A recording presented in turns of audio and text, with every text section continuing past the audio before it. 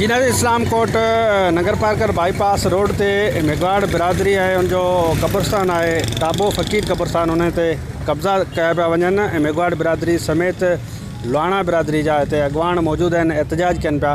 अचो त हिननि खां पुछूं था छा चवणु आहे। असांजो थर पार्कर ज़िलो जंहिं वॾी अक्सरियत सां पीपल्स पार्टी खे खटरायो आहे उन्हनि खे ॿियनि तालुकनि ॿियनि ज़िलनि जा माण्हू अची हुते कब्ज़ा कनि था, उन्हनि खे तव्हांजी इंतिज़ामिया सपोर्ट करे थी।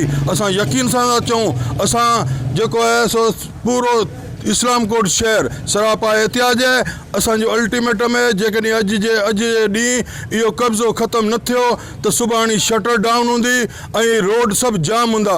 असीं मरण लाइ भी तैयार हूंदासीं। जेकॾहिं असांजा आख़िरी कब्रस्तान जेके असांजो आरामगाह आहे उन्हनि ते भी जेकॾहिं तव्हांजा लुटेरा अची कब्ज़ो कंदा तो पोइ असां केॾांहुं वेंदासीं। पुरज़ोर अपील करियूं था। असीं ग़रीब माण्हू असांजे मुक़ामनि ते 4 साल खां कब्ज़ा थींदा रहिया आहिनि। असां हटाईंदा रहिया आहियूं, उनखे घोड़ा कटक करे हटाईंदा रहिया। असां हींअर पाण खे महफ़ूज़ नथा सम्झूं छाकाणि त असांजे मुअलनि जी भी इज़त कोन था कनि ऐं उन्हनि खे खोटे कढनि पिया। उन्हनि खे इहे इंसानियत जो क़दुरु कोन्हे, तंहिंजे करे जीअरनि खे त विहण कोन था ॾियो, मुअलनि खे त विहण ॾियो।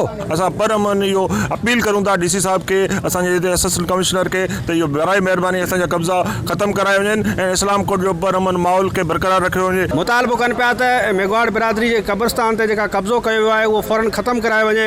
ॿी सूरत में हिननि चताव ॾिनो आहे त सुभाणे इस्लाम कोट में शटर बंद हड़ताल करे समूरा जेके रोड आहिनि उहे ब्लॉक कया वेंदा। ग़ाज़ी बजीर अवामी आवाज़ TV न्यूज़ इस्लाम कोट। विज़िट कयो अवामी आवाज़ मीडिया ग्रुप जी वेबसाइट awamiawaz.pk।